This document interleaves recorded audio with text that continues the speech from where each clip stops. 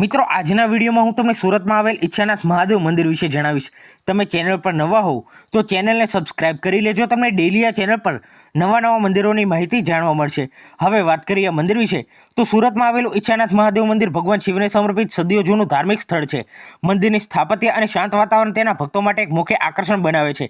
તેના મુલાકાતીઓની ઈચ્છાઓ પૂર્ણ કરવા માટે જાણીતું મંદિર સોમવારે શ્રાવણ મહિનામાં અને મહાશિવરાત્રી તહેવાર પર ભારે ભીડ કરી શકે છે। તેના ઐતિહાસિક મહત્વ અને તાજેતરના નવીનીકરણ સાથે આ સીમાજીને પ્રાર્થના અને ચિંતન માટે શાંતિપૂર્ણ વાતાવરણ પ્રદાન કરે છે।